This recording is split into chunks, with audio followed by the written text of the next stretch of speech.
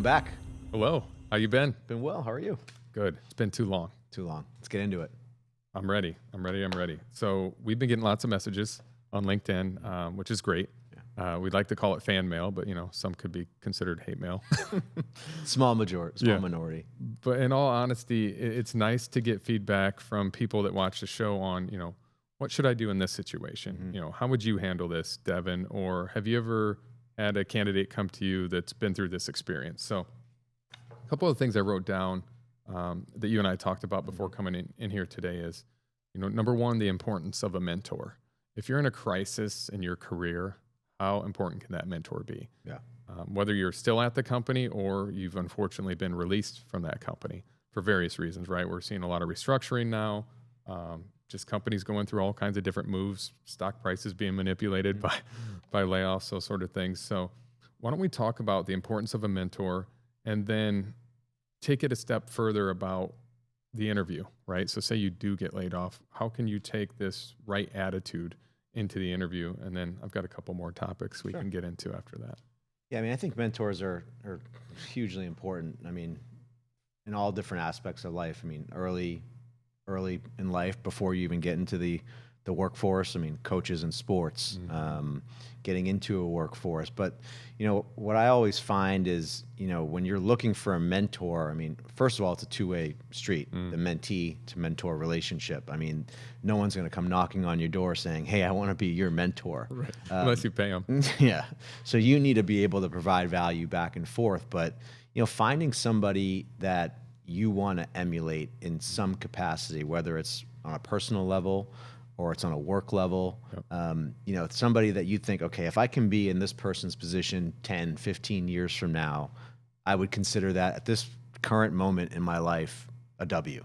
Okay, so who that person is or who those people are, and then trying to find ways to get into their inner circle. And then pivoting from there, the importance of having those people in your corner.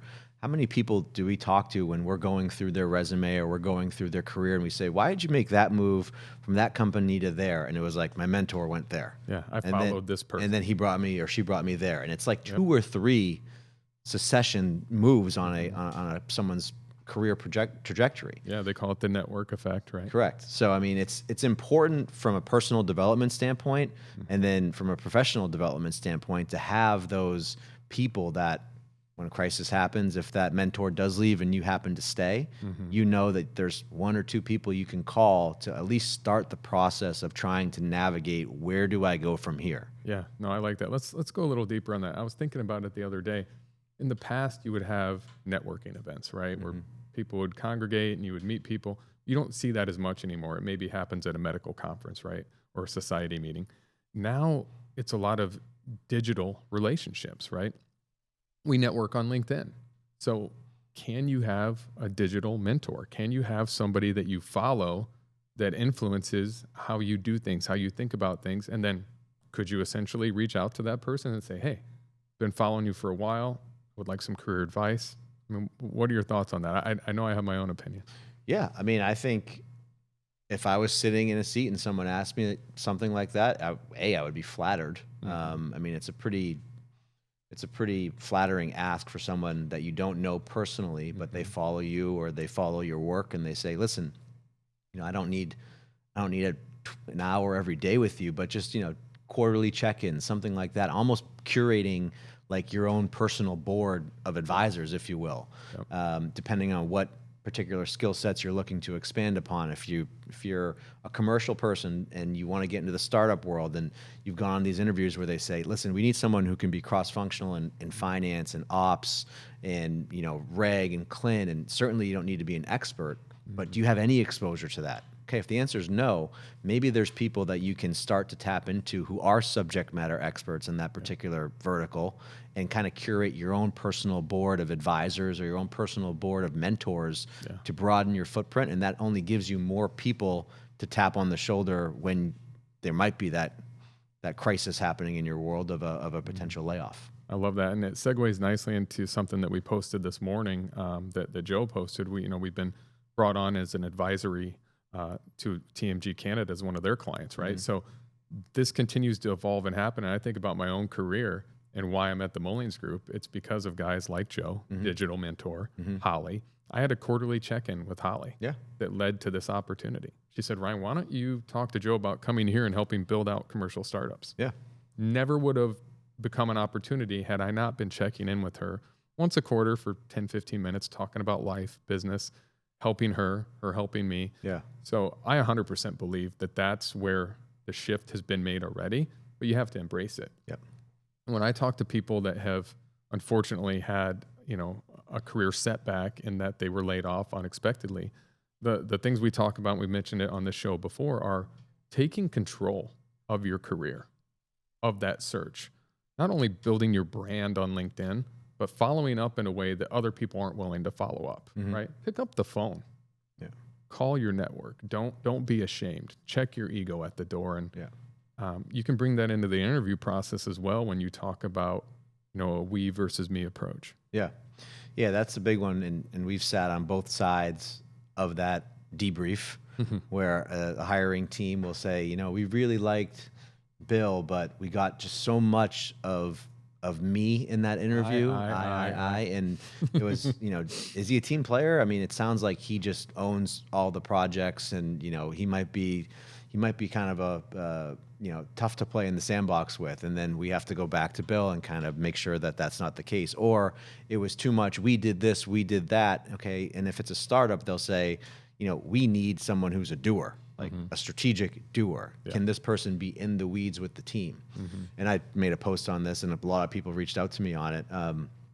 And finding a way to harmonize both of those, categories, if you will, during your explanations of certain projects. And the best way that I've found and that people relay back to me is if, they're asking about a certain project that you ran, if you're going to a startup that's in interventional cardiology and you're an engineer and you're coming off a big project at an Abbott or a Boston Sci or St. Jude, and that startup looks at it and says, okay, big company, they obviously have tons of resources. They have tons of people working on this project. It's going to be tough for them to understand what Ryan was really responsible for. So, start at the top and almost make it a funnel. So this was the project that my team was tasked to do. We were tasked to do A, B, and C. Right. The part of that process that I owned was B, 100%. Here's what I led. Here's what I led. Here's what I owned. This was my portion and of that project that I was responsible for, and these were the cross-functional arms that I worked with. And then don't forget to land the plane. What was the final result of that project? Right. Don't just leave it there. Like, was the project successful? And even if it wasn't, what was the reason that it wasn't successful? Yep. We have thinking of searches now where we have CFOs that leave companies because they had failed clinical trials. Right. That's not the CFO's fault. Nope. So, if the plane doesn't land all the way in a huge success, point out the reasons why, because it might have something that's completely nothing to do with you. If you don't fill in those blanks, somebody's going to fill them in for you. With assumptions. Yep. And those assumptions are usually negative. And we talked about this earlier too. If somebody puts the open to work banner on their picture, sometimes hiring managers have told me that doesn't play well, that's something that looks desperate. I have different thoughts on it. I think you should click that you're open to work. You don't need to have the banner on there because the recruiters will see that you're open to work. Yeah. But what are your thoughts on that? Do you think it matters? I teeter back and forth. I've never had a team or a client of ours say, we really like Ryan, but we looked at his LinkedIn and he has that green semicircle under his picture. Like, what's that about? Will you call that person? 100%. Okay. 100%. So will I. And the coaching I give them is, okay, now that we're chatting, because the picture just looks more professional without graphics on it. Yeah, I would agree. We're talking, take the banner off because hopefully you won't be open to work anymore after this conversation when I set you up with my client. But I kind of go back and forth too. So it's just something I thought was important to mention here and make our clients aware and individuals interviewing that, hey, sometimes assumptions are made and it's our job and their job to fill in the blanks. That's why we take a very detailed, candidate data sheet, we call it here internally. And, why did you make this move? What happened here? Yep. What could have been done here differently so that this scenario would have changed? Yep. And we have everything, like bullet after bullet after bullet, plus The resume. Yep. So the resume is like I guess the highlights, Yeah. the icing on the cake. We're building the cake. Yeah. Yeah. And I mean, one step further than that, I mean, so just like you said, some hiring teams will look at the picture and the little icon and say, open to work. Okay. Is this person desperate? Like, what's the scenario with them? Yeah. I take it one step further. And when I talk to people to advise, like, be very careful what you write, you know, what you post, things you comment on. I mean, especially when it's fresh and it hurts. Yeah. You know? I mean, if you write this lengthy post on how a company, you know, did you wrong and you've been, you know, unfortunately part of a huge layoff, like factually, yes, it's correct. But think of the people who are going to be looking at that and saying, okay, is this person taking this unfortunate event that will happen for most people in their career? Company will close. There'll be a restructuring, especially in high tech, you know, industries. And then how did they bounce back from that? Right. Did they go to the market in a position of strength and demonstrate how they can improve other organizations based off of where they come from? Or is the first thing that you see this, you know, soliloquy of, you know, the victim mentality? So I would index more towards that's something that I would say is a definite no-go. And think of ways that you can add value during these periods of change and during these, call it career crisis events, because that's what someone's going to look at. They're going to say, you know, I know that this person was part of a Vail and they went bankrupt last week. How are they operating? Yeah. Are they saying that you know, had nothing to do with me? It was all the back of the house administration, funding issues, right? Right. Or are they saying, okay, that happened, and I'm going about my business, and I'm trying to find new opportunities. I'm networking with people. You have the story as to what happened there, and you're moving on. So those are things that I would advise people when, if they're open to work, you know, how are they coming to market? Is it in a position of strength, or is it in a position of that desperation aspect you mentioned? I love that. And you have to take credit. And that a lot of people have problems taking credit because they feel that it's conceited or cocky. No, it's not. It's factual. So bring forth the data. Hey, the company may have went belly up, but here's what I accomplished there during this time through my relationships, by collaborating with upstream and downstream marketing, showing the skill sets you have that can help build another startup versus, well, you know, funding issues, not my fault, looking for the next best thing. Well, that's not appealing to anyone. We want to know what you can do, why you've been successful to this point. And if you focus on the victim mentality, that point is never going to get across, because the only thing we're going to read is, I lost my job, I want a new job, help me. Yeah. Right. And we get a lot of that. Yeah. You know, people coming to us with their hands out. And I'll get home at night and my wife will want to talk, and we're at dinner and she's like, you're being kind of quiet. I'm like, I've been on 15-minute phone calls 40 times today. I just want to relax. Yeah. But it is nice though. And the reason we keep coming back, like, you know, I'm a pickleball player, right? And one good point in pickleball, it's like, that's what keeps you coming back. Yeah. It's the same thing for our job. When you can help one person and change their life through a career move, better their family, better their opportunities, that's what keeps you coming back. Yeah. And so it's not this career coaching necessarily. It's just being a good listener. Sometimes we don't even have to give advice. We just listen. And then we ask, hey, you know, would you like some advice on that? Or I have some recommendations, but if you just want me to listen, I'm happy to just listen. Yeah. That goes a long way. Yeah. I mean, I should probably do it more in my personal life. I probably do a better job of it in business than I do in person. You're locked in, you know. That's right. You're in the work mode. What would you say, you mentioned earlier on the, you know, going through an interview and trying to figure out, you know, the best questions to ask to position yourself, because like you said, that resume is just the highlight reel. Yeah. And as much as we would advise people in a perfect world to tailor their resume to a specific role, you know, sometimes that's not the case. You know, if it's a quick interview, we know someone who knows someone, they came highly recommended, okay, boom, you're in that process. Right. So on the individual side, whether it's, you know, they're going to be doing their prep leading into it, but what are some things once they're in that room or virtual room over Zoom with that hiring manager that they can start to pick up on via the listening aspect and figure out, okay, how can I demonstrate to the best of my ability that I am or I am not what they're looking for, and we can be sensitive to everyone's time, because that's okay too. Yeah, the question I like is to ask the hiring manager, say, Devin, we're obviously speaking for a reason. You have an opening. I would like to fill that opening. Let's find out if I have the skill set needed to do the job. So tell me, what are some of the biggest challenges you have right now? Yep. And you would rattle off one or two at least, right? Most hiring managers have some. A lot of time it has to do with, I don't have time. Yeah. I'm doing a million things. I'm traveling too much. So if you can make it so I can't travel and make more time, great. Yeah. Wave that magic wand. Yeah. No, it's usually going to be a skill set. Mm-hmm. And if I look in the mirror and say, okay, I'm enthusiastic when it comes to solving problems.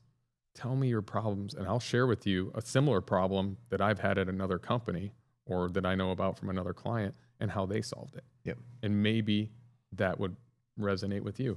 I was talking to one of our partners here at the firm the other day, and he's running a clinical trial for his company, and he was talking about enrollment, and I said, have you thought about this? This is something we did at another company I was at. And he's like, I hadn't. That's a good idea. I'm going to call so-and-so, and we're going to talk about that. Yeah. And that would have never come up had I not asked the question. Pain point question. Yeah. Pain point question. Yeah. Right. And then the follow-up to that is you're in an interview, you challenge the hiring manager by saying, hey, what issues are you having right now? Okay, make some recommendations on how you might solve that. Show them that you can do the job before you have the job, but you're not done there. When the interview's over, hopefully you're taking good notes the whole time. If I'm in an interview and the other person isn't writing things down, they're not nodding their head, I feel like there's no back and forth body language agreement, right? Exactly. Start writing. The follow-up is so important. I've seen people go from not even being considered as a candidate to a front runner with strong follow-up. Yeah, because that demonstrates a whole nother line of skills that you probably aren't going to be able to get across during the interview. That's right. How well did you retain critical information during that interview? How did you relay that information back to them in the written form? How do you write? How do you communicate? Can they see you if it's a high-level role? This person is going to be a face of our company. Look at the way he or she writes. If it's great, that's going to elevate your status. If it's poor, then they might be confirmed in the fact that they might think you're not the best person for the job. So I like how you are almost advocating during that interview process to reverse engineer, if you will, the line of questioning. So figuring out what their biggest need is and then say, okay, great. Now that I know that, we can look through my resume together and let me point out specifically where in my resume I have done exactly what this need is. So you're being very, very specific. And then on the follow-up, completely agree that it can, people always ask, do people still send follow-up? The answer is yes. It's one of those things that, might not make the interview, but it can certainly break the interview if other people are sending really thorough follow-up. So being, I would say, diligent on the follow-up. If you had a final interview with 4 people and you send them all the same exact follow-up, it's not a good look, because they are all going to share that with one another and say, hey, look at the follow-up that Ryan sent me. And they're going to say, yeah, he sent me the exact same one. It's lazy. It's lazy. So finding something during the interview, if you're being diligent during the interview, you're taking notes, you're trying to get a better understanding of the company, and then picking out a specific topic that came to mind during that interview and saying, I've been giving it more thought over the last 2 or 3 days. You mentioned that this was a really big challenge. I know we touched on it, but I had some additional time to reflect on it. And these are some more ideas that I think that could really help the organization. So you're adding value right there. That's right. And then taking into consideration the audience. If you're having a follow-up with a VP of sales, with the chief technical officer, with the CEO, you should find things that are specifically tailored to each one of those individuals during the follow-up that you ideally should have some understanding of from the interview, because how you interact with a chief technical officer is going to be different than how you're going to be interacting with the CEO. So that's another line of questioning that I always advise people to ask during those group interviews is, how is this role going to interact with you, Mrs. Product Manager, with you, Mr. Mechanical Engineer, and with you, Director of Clinical Affairs? You know what you're doing when you do that, Dev, is you were making people feel important. So think about the psychology of an interview, right? And there's a couple great quotes out there. One is, people don't care how much you know, they're only going to remember how you made them feel. Another one, the founder of Mary Kay Cosmetics, she said, pretend everybody you meet has a big sign around their neck that says, make me feel important. Yeah. And I always think about those quotes because they're so true. Because you think about the times in your life when you've had a breakthrough or you felt important, people have done those things to you, right? And so why do we change what we know to be true during an interview and make it transactional? Yep. Let's make it relational. Yep. Do your due diligence. Maybe listen to an earnings call from a company that plays in the space of your startup and bring the total addressable market to them. Yep. Let them know that you know their mission. Let them know that you know their product. And by the way, find out something personal maybe when you go on the LinkedIn profile of all the people you're interviewing with, because then it shows that you have a serious interest not only in the company, but in them as leaders. Yeah. It's all these little things combined with a strong follow-up that take you from maybe a pretender to a contender in the job search. And that's what you have to do because it is super competitive out there. And you can hear, just this morning I was on a call and I was looking at the individual's resume. I saw at the bottom, D1 golf. And the call was, it was a very direct call. That's just my style. His style was the same.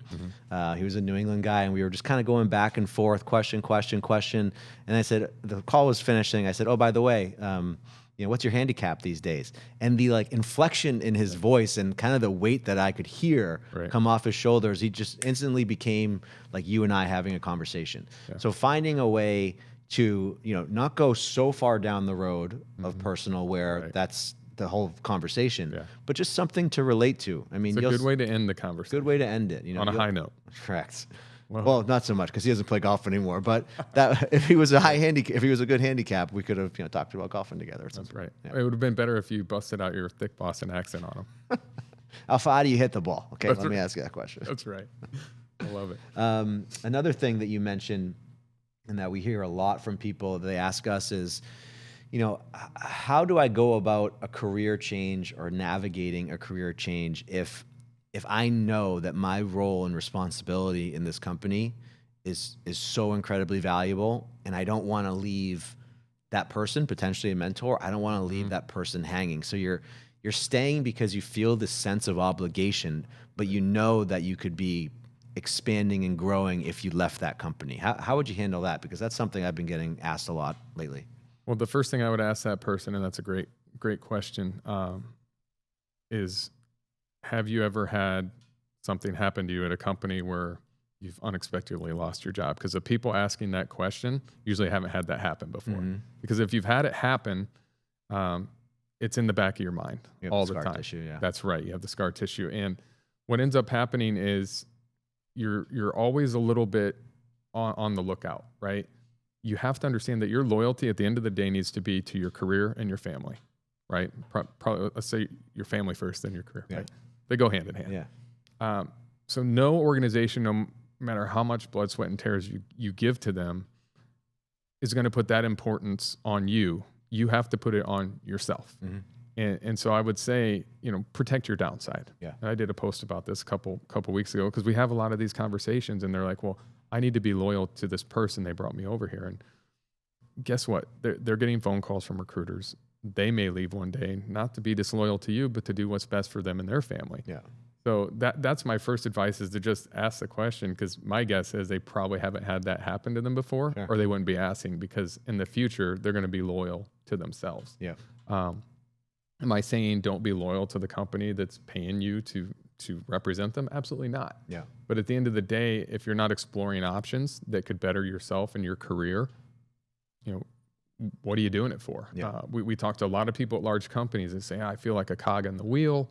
It's very bureaucratic. I want to have a seat at the table. I want to have a voice. Well, we represent early stage emerging medtech companies. Yeah. You're going to have that more so than you do at a larger company. But there's a risk there, right? There's risk no matter what you do. The large companies are having mass layoffs. The startups are hiring. Startups sometimes run out of funding. Yeah. Large companies a lot of times don't, right? Yeah. So you have to balance all those things out. But hopefully I answered your question in a way of, you really need to think about what's happened in your life. Yeah. And then go back to those instances and then be loyal to yourself. Yeah, completely agree. Yeah, and especially if if you were brought on for something specific and you can say, listen, I fulfilled the objective that I was brought on to do, and now we're in this holding pattern, whether it's clinical, regulatory, engineer. Now I'm a new product development engineer, and now we're sustaining. Yep. And I've hit a ceiling. I've hit a ceiling. So, it's always tough because like you said, how important mentors are, and those are usually the toughest conversations to have is when you have to go into your mentor. Hopefully, if they're a good mentor, they'll want what's best for you. And if you have something that is going to expand your horizon from a career perspective, they'll be happy for you. Because who knows, 3 months down the road, they might be tapping you on the shoulder, right? So that's that value that you can always offer back too. And you need to look back at your career and say, okay, am I in the role I'm in because I've created so much value? But if I want to move my career forward and I feel like I can't ask that's a problem. Yeah. Because you've done your part. Now it's time for the company to do their part. And you should be able to have that honest conversation. Hey, I've been in this clinical specialist role for 3 years. The territory manager I help support has won back-to-back president's clubs. I want to move into my own territory. I see there's better earning opportunity as a territory manager. I bring the clinical aspect, but now because I've been mentored by the territory manager, I understand the sales side of things. I would like that opportunity. Yeah. And selfishly, a lot of territory managers don't want to lose that clinical specialist, right? And also, selfishly, the clinical specialist doesn't want to let down the territory manager. So again, it's that mentor-mentee relationship. And that's just one example, at the individual contributor level, but it continues to happen as you climb the ladder all the way to the C-level. And so the question comes up a lot is, am I being held back because I'm too valuable in my current role? Or, corporate America is a lot like a high school. So am I doing a great job, and is my manager intimidated by my success?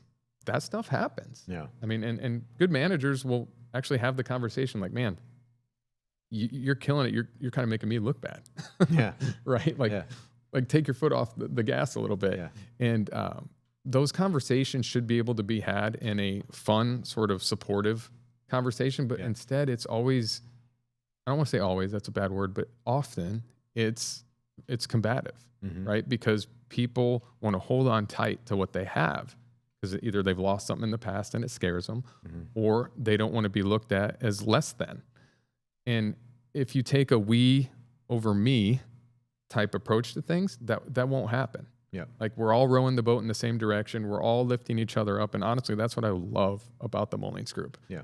I didn't have that in corporate America. As soon as you try to be, an overachiever or do more than what your job description says, people think you're peacocking or you're trying to, take their shine. No, that's not what it's about. It's to lift the entire organization up. Yep. And we do that here. Yeah. And you can do that at a startup. Yep. And it's a lot harder the larger an organization gets. Yeah. So yeah, I laugh because it reminds me of something my jiu-jitsu instructor told me.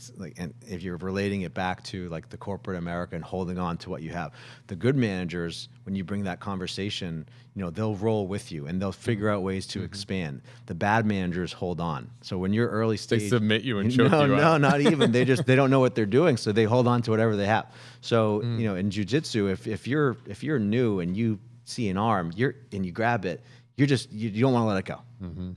As opposed to finding different ways to maneuver that, and then that person kind of rolling with you. So it's something that came to mind. And one thing I want to go back to, and you mentioned the mentor-mentee relationship. As the mentee, like you need to bring value to the mentor. Yes. You can't, and I'm sure this was the case when before you joined here with you and Holly, when you guys caught up quarterly. I highly doubt you called up Holly and said, okay, what do you have for me? What do you have for me? Yeah. Right? No, that's the worst. That's the worst. And that's not how those relationships work. She's probably asking you questions. What do you see in the market? She's getting a benefit from that conversation. And then she's telling you what she's seeing from the hiring side, different companies that you should keep your eye on. And you probably, knowing you probably had a list of things going into that conversation that I want to talk and I want to get some further insight on from Holly, who's a subject matter expert in this particular category. So as a mentee, if you do find a really good mentor, the number one way to lose that mentor is to go into those calls saying, how can I be better? How can I do this? How can I do that? Especially if it's digital and they don't really know you. But if you go into those calls with a list of things saying, listen, I know we only have 15 minutes. I know we only have 30 minutes. You know, given your background, these are the 3 or 4 things that I'd love to just pick your brain on. And you have an agenda. Yeah. You know, going in with your handout asking for, you know, how do I make more money, or how do I grow into a director? I mean, there's a million ways you can do that. There's no clear line of sight one way or another. Right. So you need to be specific and be sensitive to that person's time. Go into every interaction and asking yourself, how can I add value to this conversation? Yeah. Right. And at the end, you know, is there anything I can do for you? Or be even more specific. Yeah. Hey, you mentioned this the last time we talked. How's that going? Yeah. Is there any way I can help? So I would always ask Holly, like, you know, what searches are you working on? What level? You know, I know people. Yeah. Yeah.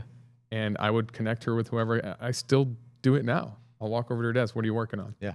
Great. Here's a couple people you might want to talk to. Yeah. And I should probably do it more. You and I do it. Yeah. So it's always good to just ask yourself, you know, how can I add value to this versus the opposite of what value can I extract Yep. from this. 100%. Awesome, man. This was great. Yeah. More to come. More to come. And until that day comes, keep your ear to the grindstone. Sounds good, Boston. What movie is that from? Man, that day. Is it The Departed? No. What is it? Keep your. Good Will Hunting. Oh yeah.